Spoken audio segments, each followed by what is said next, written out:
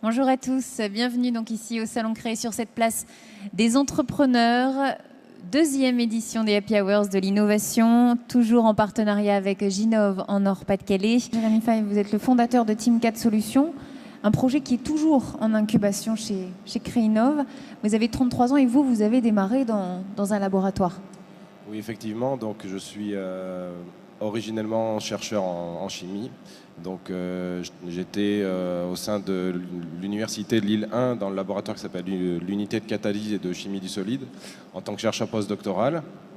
Et dans le cadre d'un projet européen qui s'appelle EuroBioRef, j'ai eu l'occasion de développer un équipement innovant au niveau de la chimie.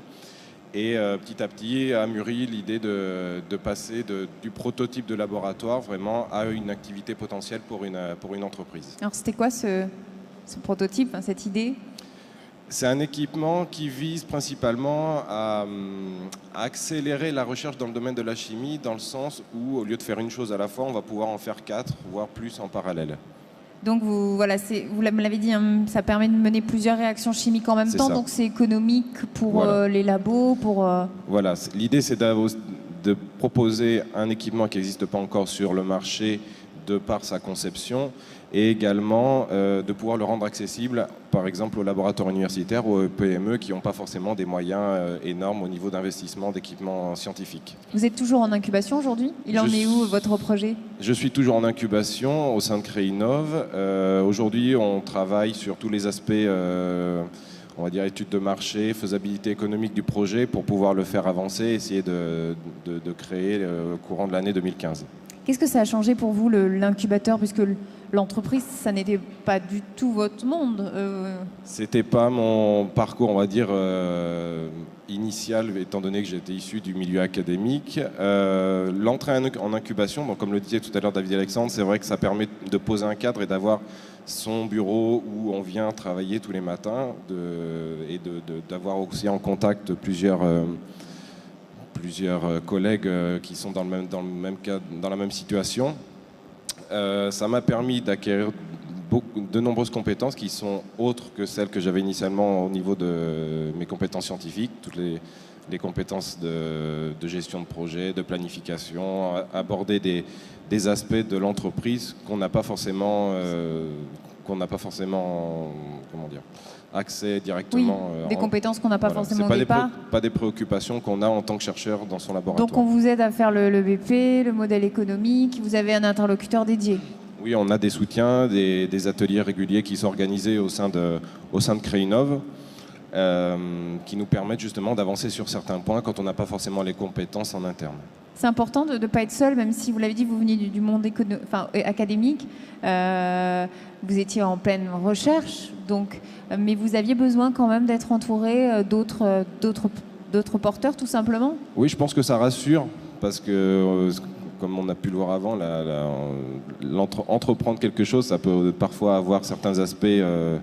on peut avoir peur, ou des fois on remet en cause le projet, et d'avoir justement des soutiens, des porteurs de projets on voit qui avancent bien et qui plus tard vont créer leur entreprise ou même discuter au sein de la ruche d'entreprise avec des personnes qui sont passées par la même situation dans laquelle on est actuellement, rassure beaucoup quant à la pérennité du projet et permet justement d'aller de l'avant. David Alexandre Caron parlait d'aide aussi financière. Est-ce que vous avez pu bénéficier, vous, d'aide au sein de l'incubateur ? Oui, tout à fait. Donc, lors de l'entrée en incubation, on a un comité qui évalue, on va dire, la validité du projet pour son entrée en incubation. Donc, Team 4 Solutions a bénéficié d'un support régional d'incubation qui nous permet aujourd'hui de financer une étude de marché plus précise au niveau français et européen pour avoir vraiment une idée plus précise du marché sur lequel on souhaite aller. Et récemment, on a également bénéficié d'un soutien du CNRS pour de l'acquisition de nouveaux équipements, pour développer pour élargir notre gamme d'offres. Vous devriez sortir donc quand de l'incubateur ? On espère peut-être premier semestre 2015. Et ça va ? Ça vous fait pas peur ? Après, le projet sera mature, donc... On va dire que ça fait toujours peur, mais après, voilà, le fait d'avoir des paramètres qui vont justement nous dire, le projet est viable. Jérémy, pour terminer, un conseil pour intégrer l'incubateur, par exemple, ce Créinov, c'est pousser la porte et... Voilà, c'est ce que je dirais, il faut pousser la porte, croire en son projet et surtout avoir de la motivation et discuter avec les gens, parce que c'est surtout, je pense, au contact des structures comme les incubateurs, les entrepreneurs, ceux qui sont passés par ces étapes-là, qui permettent justement de prendre de l'assurance dans son projet. Vous, votre plus belle réussite, là, ce serait quoi là, par la suite ? Pour moi, ça serait déjà de créer mon entreprise, de pouvoir en vivre et pourquoi pas envisager de créer de la valeur ajoutée et des emplois au sein de l'entreprise. Ça, c'est ce qu'il y a de plus gratifiant quand on est porteur de fait. projet, créer de l'emploi. Merci beaucoup en tout cas à tous les quatre invités donc sur ces Happy Hours de l'innovation en partenariat avec Ginov en Nord-Pas-de-Calais.